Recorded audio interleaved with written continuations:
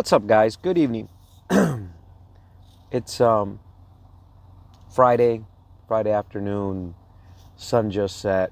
I'm in Ohio. It started to snow and I pulled over. I still had like 3 hours on my clock, but if I keep going, I still got to take my 10-hour reset before I finish my load. I'm heading to North Carolina. It's about a 500-mile load.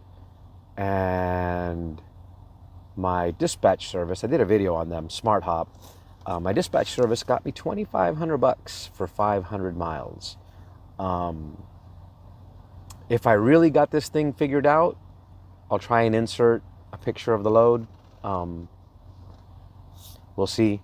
My daughter suggested an app and kind of tutored me a little bit over the phone. My daughter's, 15, so she's a pro. I'm in my 50s, and so the fact that I could even make a video and upload to YouTube is an accomplishment. Anyway, so yeah, I pulled over. It started to snow, and I'm from California. We don't know how to handle this kind of stuff. I'm kidding, but yeah, I pulled over. I figured it's gonna get dark soon.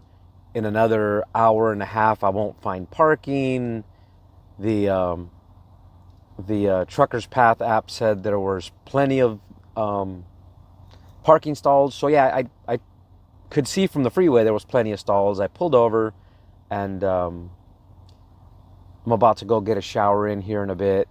But I pulled over, grabbed a bite to eat, did a little house clean around the truck. Anytime you're in the snow, you're basically in the mud. It's just not mud yet, right?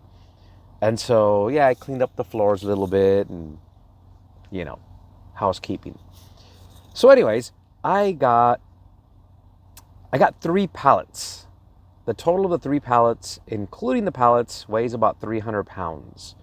They stacked them in there, 2 on one side, 1 on the other side. And when I went to throw some straps on it, I was like, this isn't going to ride good. So I was going to ask them if they could forklift it over, and I shoved on it and it moved. I'm like, holy cow. So I centered them up, tied them down. Excuse me. And so I hate when I drink on a video. I think it's rude, but it's either that or you're going to hear me cough for a while. And so then I realized how light these things were. It kind of reminded me of hauling for Amazon. I'll touch on Amazon in a minute. And so I strapped them down, jumped in the truck, and I was kind of excited, right? Because here I am. It's about a 500-mile trip, and I got $2,500. It's due tomorrow morning. Once my 10-hour reset's done, I'm gonna have to go and not stop for anything to make tomorrow's time. But it's 500 miles. Once my reset is over, I got like 9.5 hours to get there. So when I say I can't stop, I mean, I'm not gonna pull over for a half-hour break. I'm not gonna stop to eat anything. I'm gonna get there and get unloaded. So it's a really good rate, especially considering I'm empty. And according to my truck's computer, I'm getting 8.75 miles to the gallon, doing 70. That's pretty outstanding. Basically, I'm empty. So it's hard to beat that. Anyway, I'm sure a lot of you guys are noticing the rates. The rates are changing. They're dropping. If you go to Amazon's load board, I did a video where I kind of broke down how the Amazon structure works. And, I've kind of always studied, so I know what I'm up against. I've always studied how companies operate. And so if you're on Amazon and you have access, the simple way to tell what it looks like is set your settings to look at 53-foot trailer required. Those are the loads that are being brought in by trucks like mine from vendors into the Amazon system. In other words, it's new product they're purchasing. Over the last several months, those loads have been, on average, on any given day, you would find 1,000 to 1,200 loads. So the last time I logged in and looked, there was 1,100 loads total. So that 1,100 includes 26-foot box trucks, Amazon provided trailers, and Amazon required trailers. When I isolated just the required loads for 53-foot vans, there was only 210 or something like that. So that kind of should say something. It's telling. If Amazon's bringing in less product, they're going to need less product moved, and they're going to need less product delivered. So by association, box vans are going to drop. Trailer provided loads are going to drop. There'll still be some activity, but you have to remember there's a lot of companies that have dedicated routes, or they've provided a price already, and then they get the option of basically taking them off of a separate load board. They do blocks, so they have like Solo 1 blocks and Solo 2 blocks, and it's up to them to book those the same way we book on the Amazon relay board. And so what's happened now is, I jumped off like towards the end of the third quarter last year. I started to notice a decline, and when Amazon started doing their short-term contract, they rolled a lot of work into those contracts, and a ton of people were taking them even though they were really cheap. We're talking like you get under $700 for the day. And to me, that's not business. When I was running for Amazon, I would haul, for example, from Dallas to Memphis. It's 480 miles. And the cheapest I would take a load was $1,200 from Dallas to Memphis. And then coming back from Memphis to Dallas paid a little better, I think, because Dallas's area is a little more active. And so typically those loads were $1,300 to $1,800 when you got lucky. And so I would run back and forth and even put a couple of my drivers on them. We'd end up passing each other. Sometimes we'd even stop at the same place and take our half-hour breaks together. But yeah, back and forth every day. And there was, on any given day, there was 8 or 9 loads to choose from. So it's not like you were worried nothing would be left. The only drawback was you had to go to FTW1, which anyone that's ever been there knows you're going to be there all night. So I jumped off and started using a dispatch service. I did a video on them. If you look through my videos for Smart Hop, they do a really good job of getting me great paying loads. He kind of knows, my dispatcher does, he knows what I like, and he knows how I run, and he almost doesn't even have to check with me if I even want the load. He kind of knows what I'm going to jump on. So occasionally he'll just send me a text message and say, hey, check your email, I just booked you a load.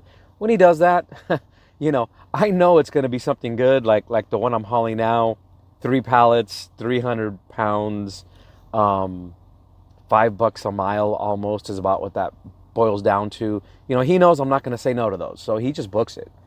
Anyway, so with Amazon being where they are, a whole bunch of people are pulling out, and let's face it, the fourth quarter of the year slows down for your skateboarders, flatbedders as some people refer to them. So right now there's people that are hooking up to the flatbed and hitting that load board to get the flatbed work going, and that affects the load board. You get 300, 400, 500 trucks that drop out of Amazon, and all of a sudden they're hooking up to their own reefer, dry van, step deck, whatever. That's going to affect the load boards everywhere else. And so if you look at the other load boards that are out there, your Convoys, your XPOs, Coyote, all of a sudden their rates are dropping also. And they react. They know all of a sudden there's more trucks, there's more people calling, and the rate reacts. And so likewise, even your hot shotters are now starting to feel that, because all of a sudden there's flatbeds back on the road that weren't on the road 3 weeks ago, 4 weeks ago. If you're smart and you utilize your equipment in a way that's going to make you the most money. So if you have a flatbed that you run spring through fall, and wintertime, Amazon's going to roll hard, and you don't want to be tarping and chaining and dealing with that, you could easily jump on some Amazon loads, run the southern states, power only, so you can park your trailer, and that's what you do. Now that it's over, they're coming back. And so on your hotshot board, or on your hotshot groups, especially like on Facebook, there's a bunch of guys complaining about how all of a sudden everything's so cheap and so on. If you're a hotshotter, you have to understand this. And I'm not trying to put you down or criticize. I'm not trying to demean what you guys are doing. Let me turn on this other light, see if I can get rid of that shade. Damn, now I look even worse, but at least I don't have a shade on half of my face. Anyway, so if you're a hot shotter, here's kind of the deal. You say you're a hot shotter, but you're not really a hot shotter. What you are is you're an LTL carrier of general freight. Basically, you are transporting general freight, less than truckload, and you're competing with, hundreds, if not thousands of flatbeds, and you're taking partials that they would have been taking to complete their truckload. Now, some hot shotters will say, oh no, I go to places that, big rigs don't want to go to.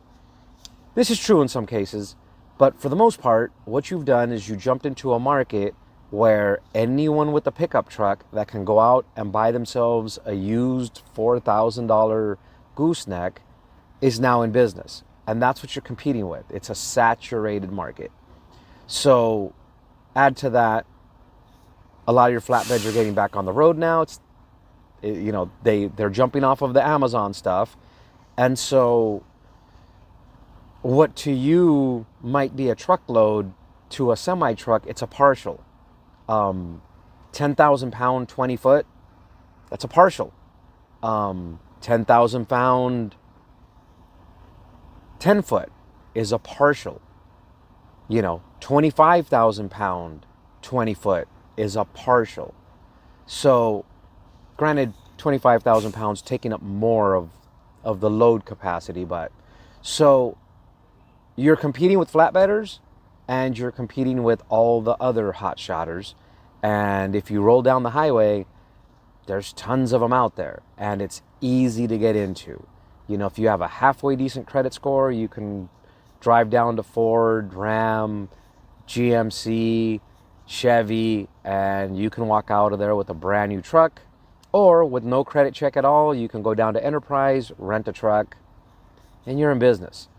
And so if you're getting frustrated because you feel like the rates are being unjustly, manipulated against you, and you feel like it's all the doing of a broker, remember, the broker doesn't own the load. The broker bids that work to the carrier, to the shipper.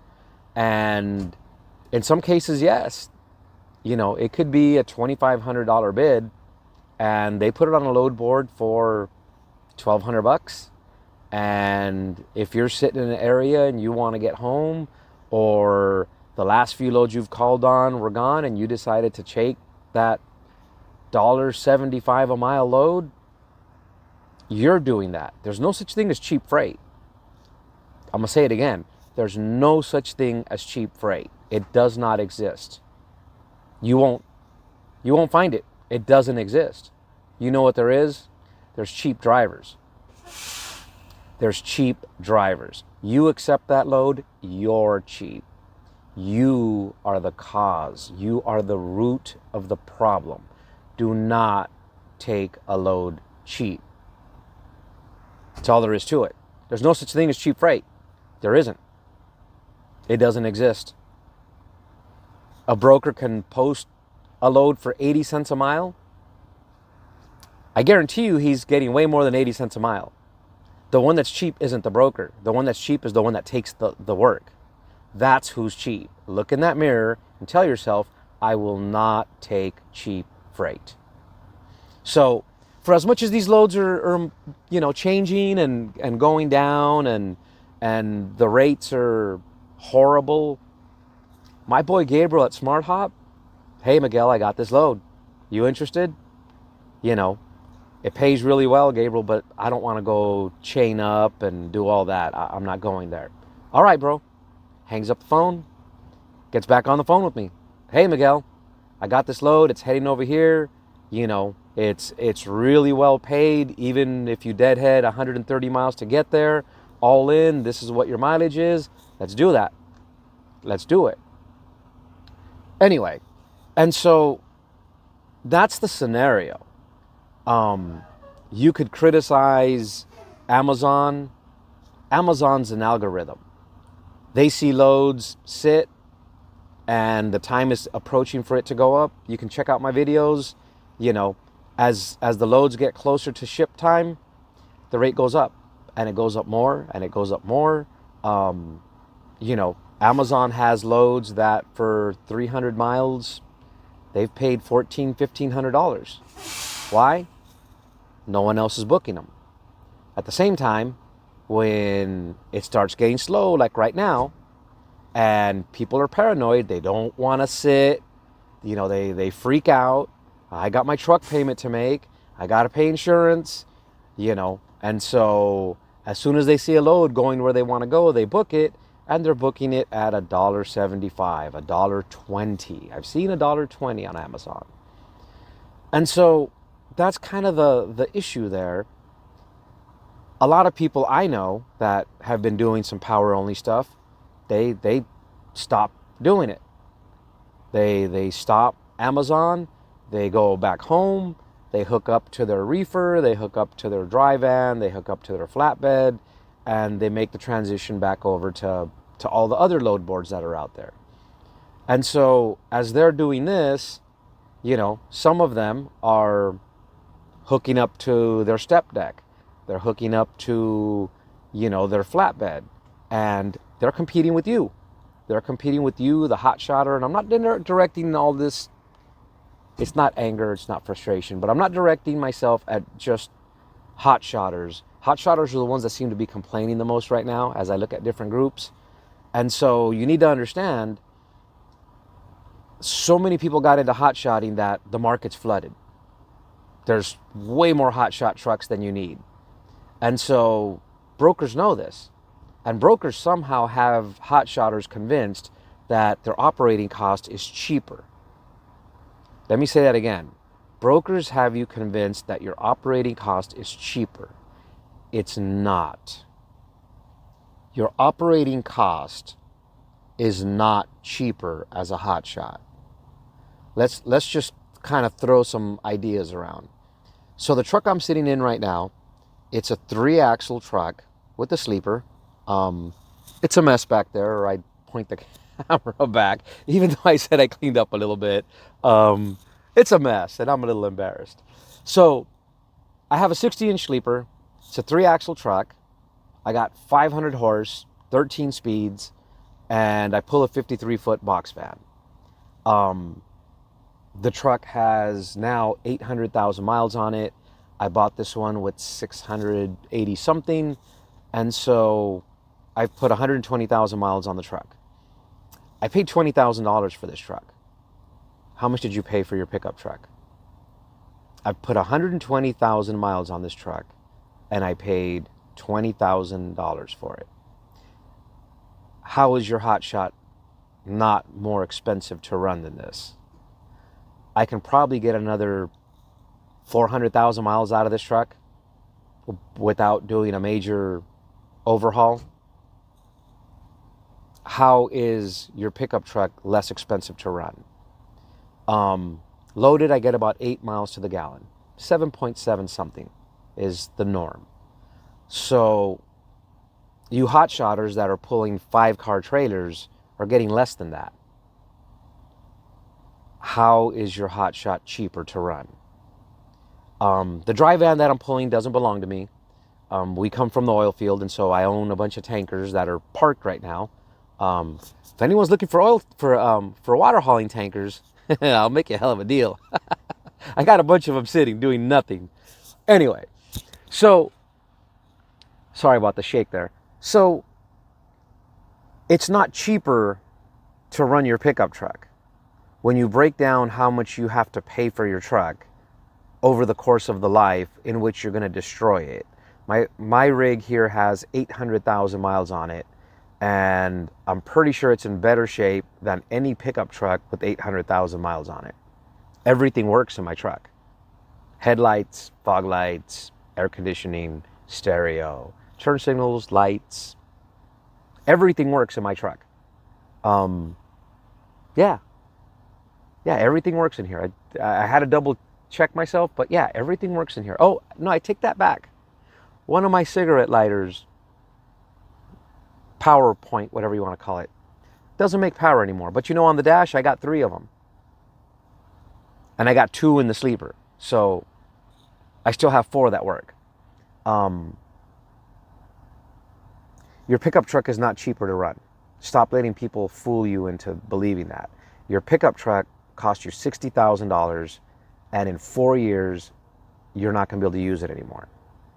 Just because you might have gotten a loan for 6 years doesn't mean your truck's going to last you 6 years.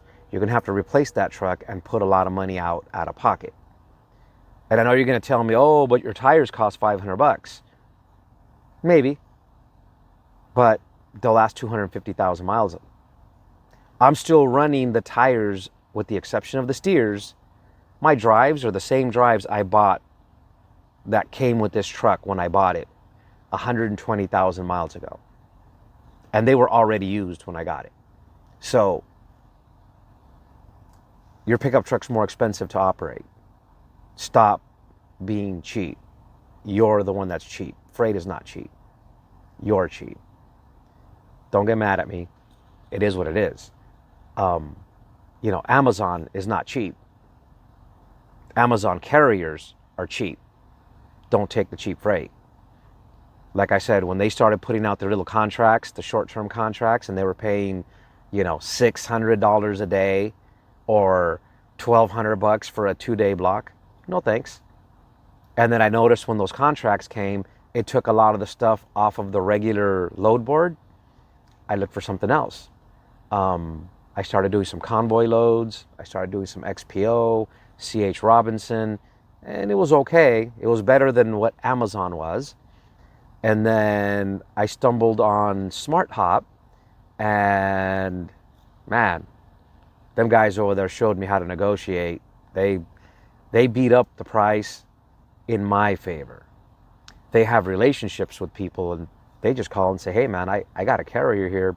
He's going to get your job done, but this is where he needs to be. And they get the price I want. Not always.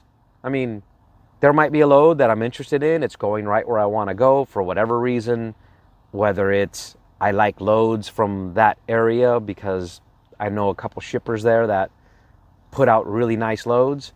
And sometimes I get a call back and it's like, yeah, nope, he wasn't having it. So I got you a load going this way. What do you think? Okay, I'm here to make money. I'm not here to make friends, and I'm not going where I like to go. I'm going where I get paid to go. That's my job. That's how I make money.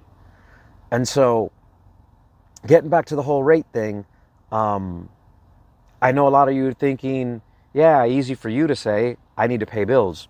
I got bills to pay too. I own a lot of trucks, and with them sitting, it's unfortunate, but it still impacts me. So I don't take a cheap load just because I think that's what I need. I'll sit. And if everyone would do the same, the rates would go up. They still have to move the freight. The stuff I have on board now, they're like vinyl decals, and they need them or they're going. If no one would have taken them, the rate would have gone up even more. I got kind of lucky. This was a last minute load. It had to load first thing this morning, and my dispatch company booked it really late. I thought I was going to have a load today. I got a text message, hey, I got a load for you. This is what it is. You're going to like it. Boom, I'm there. Let's do it. And then I got there and realized it was 3 pallets. I'm like, holy cow.